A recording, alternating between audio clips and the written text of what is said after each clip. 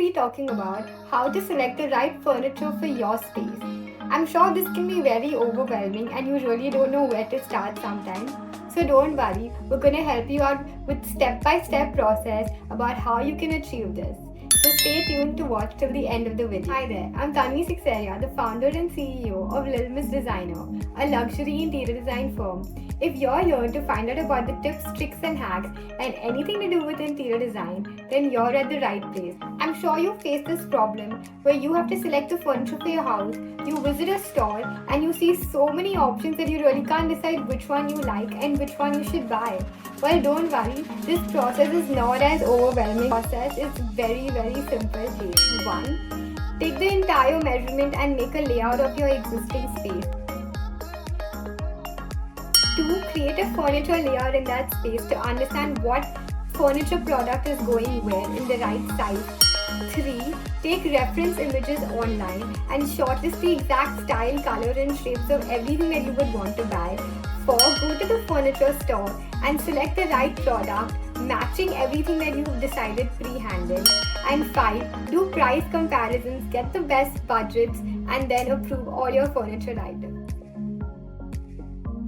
There are 2 important factors to consider. 1 is the measurement and dimensions of your furniture and of your space. 2. It is the whole look, feel, texture and style of your furniture. There are 2 important factors to consider. 1 is the measurement. The mistake you usually make is you go to the store and then think about these things. But the right way to do this is to actually pre-decide, pre-think and pre-finalize all of this before you enter the store or before you select it online.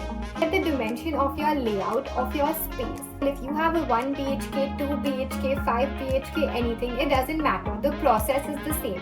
You take the measurement, wall-to-wall measurement of your entire space. You take the example, if you have a bedroom, I know for standard sizes you're going to be like, yes, I need to put a bed, 2 side tables. For example, you might want to have a particular type of dressing table or a particular type of study table. So you can incorporate all of this into your layout. Ensure that every room has its furniture layout decided so that you know that tomorrow you are going to be buying a bed. The bed has to be approximately of a 5.5 or by a 6.5 or around the range that you have put in your layout. Sometimes there could be an issue where you enter a furniture store and you've liked a particular sofa. However, that sofa is not going to fit in the size that you have put into that layout. So there are 2 ways to do this. Either you can ask that vendor if he can customize the same furniture in your size. However, if he cannot or if it does not fit your budget, you can take note of the size of that particular sofa and go back later at home and see if there's any way that you can incorporate that particular sofa, making sure that it fits perfectly but reducing other items around it. I recommend sticking to the layout that you've already decided because you've already spent so much time in doing that, put in the specific measurements of your space. Now seeing this in a 2D paper is sometimes a little hard for you to visualize. So what I recommend is ask somebody to help you actually mark those markings on your actual floor. For in this example, if a room is let's say a 10 by 10 and you have a bed by like a 5.5 by 7 and 2 side tables of let's say 2 by 16, you actually mark it with either a tape or you can even mark it with chalk or something or a marker, as simple as that. Put it all across your room and actually do a walk through to make sure that there's no hindrance coming in your way and you're comfortable with the layout. Make note of all the points where you're finding it to be a hindrance and make those alterations in your layout first. Once your furniture layout is frozen, only then move on to the next step. Make note, now that you're sure of the sizes of all the furniture, the second step is to understand the style, color, texture and everything to do with the look of it. Now the best way to do this is to actually look up the internet online and find out some of the images that you really relate to. Pinterest, it has almost everything. But just remember that when you're browsing through the internet, don't shortlist so many options that you feel you don't know which one you actually want to stick with. Try to probably select like about 10 to 15 of them initially. Then maybe after a few hours look back into those images and slowly narrow it down to 1 or 2 styles.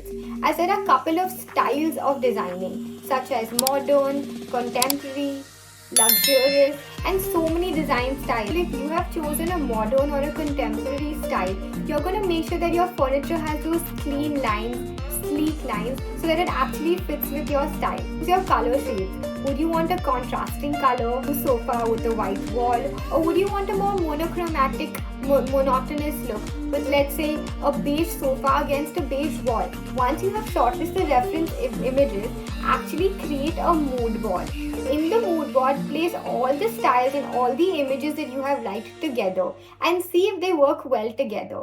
In case something doesn't work well together, you can remove out the ones you've not liked and keep the ones you've liked. The next step that I recommend is to make 3D visuals. Yes, 3D visuals really help, as they give a more realistic view of how your space is going to look before you even incorporate that into the execution phase. Where your bed is going to be, what is going to be the color scheme of that bed, and the side table going well together. Now when you go to that furniture store, you're not going to be the little lost puppy who's absolutely confused and don't know what to do and where to start from. You're buying the furniture for your living room. You're going to look at the layout, which is going to indicate the sofa size. Let's say a 8 feet by 3 feet. And then you're going to look at the 3D view of the living room, which is, let's say, a beautiful blue Chesterfield sofa.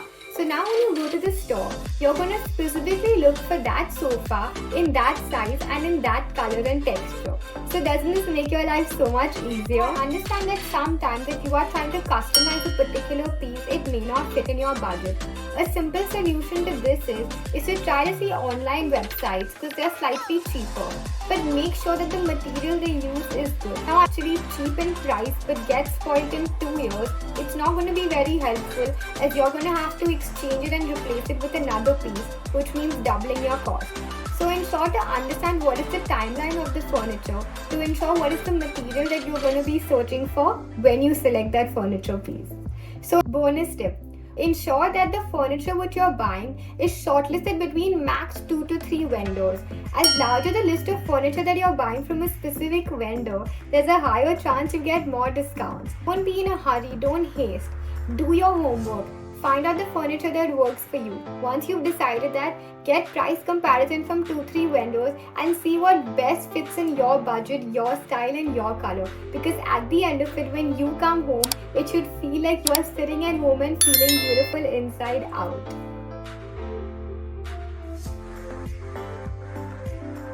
Thank you so much for watching. I hope these tips were helpful. And if you liked our tips and tricks and would want to follow similar videos, then don't forget to like, share and subscribe and hit that notification bell. Thank you so much for watching.